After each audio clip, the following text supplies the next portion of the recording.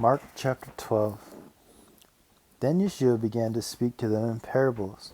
There once was a man who planted a vineyard and put a secure fence around it. He dug a pit for its winepress and erected a watchtower. Then he leased it to tenant farmers and traveled abroad. When the time of harvest came, he sent one of his servants to the tenants to collect the landowner's share of the harvest. But the tenants seized him and beat him and sent him back empty-handed. So the owner sent another servant to them, and that one they shamefully humiliated and beat over the head. So he sent another servant, and they brutally killed him. Many more servants were sent, and they were all severely beaten or killed. The owner had only one person left to send, his only son, whom he dearly loved. So he sent him, saying, "Surely they will restrain themselves and respect my son." But the tenants saw their chance and said to one another, "This is the heir. Come, let's kill him, and then we'll inherit it all." So they violently seized him, killed him, and threw his body over the fence. So what do you think the owner of the vineyard will do? He'll come and put to death those tenants and give his vineyard to others. Haven't you read what the psalmist said? The stone the builders examined and rejected has become the cornerstone, the most important stone of all.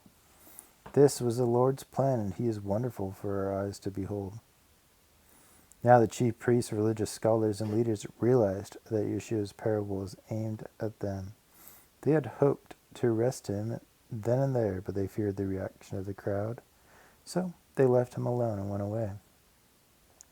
Then they sent a delegation of Pharisees together with some staunch supporters of Herod to entrap Yeshua with his own words. So they approached him and said, "Teacher, we know that you're an honest man of integrity and you teach us the truth of God's ways.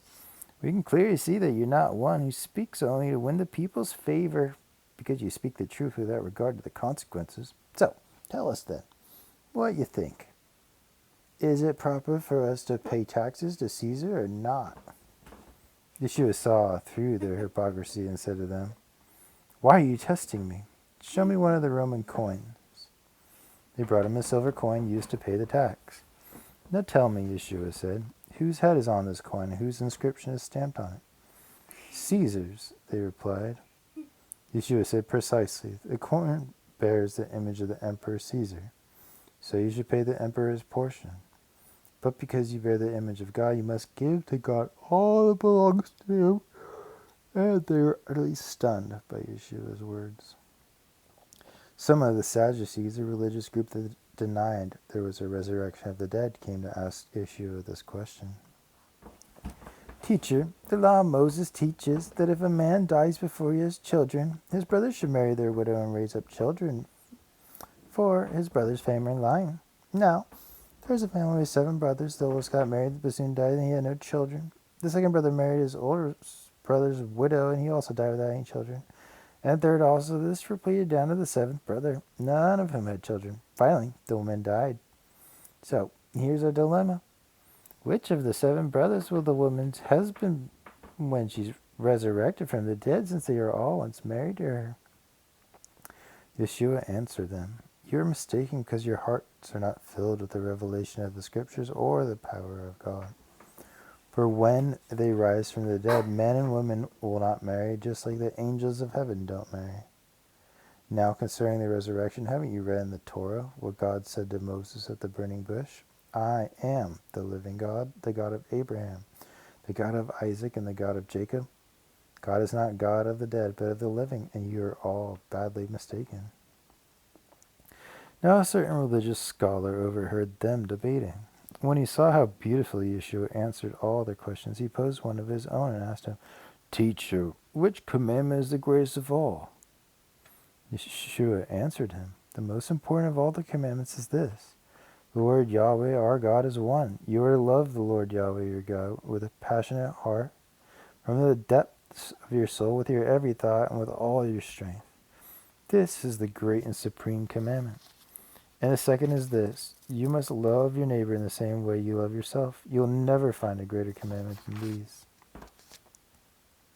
The religious scholar replied, "Yes, that's true, teacher. You spoke beautifully when you said that God is one and There's no one else besides him, and there's something more important to God than all the sacrifices and burnt offerings. It's the commandment to constantly love God with every passion of your heart, with your every thought, and with all your strength, and to love your neighbor in the same way as you love yourself.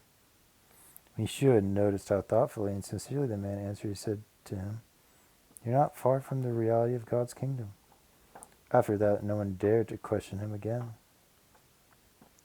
While Yeshua was teaching in the courts of the temple, he posed a question to those listening. Why do the religious scholars say that the Messiah is David's son? Yet it was David, inspired by the Holy Spirit, who sang, "Yahweh said to my Lord, sit near me in the place of authority until I subdue all your enemies under your feet." Since David calls him Lord, how can he be his son? The large crowd listened to him with delight. Yeshua also taught the people, beware of the religious scholars. They love to parade around in their clergy robes and be greeted with respect on the street. They crave to be made the leaders of synagogue councils, and they push their way to the head table of banquets. For appearance's sake, they will pray long religious prayers at the homes of widows for an offering, cheating them out of their very livelihood. Beware of them all, for they will one day be stripped of honor, and the judgment they receive will be severe. Then he sat down near the offering box, watching all the people dropping in their coins. Many of the rich would put in very large sums, but a destitute widow walked up and dropped in 2 small copper coins, worth less than a penny. Yeshua called his disciples to gather around and then said to them, "I tell you the truth. This poor widow has given a larger offering than any of the wealthy, for the rich only gave out of their surplus, but she sacrificed out of her poverty and gave to God all that she had to live on, which was everything she had."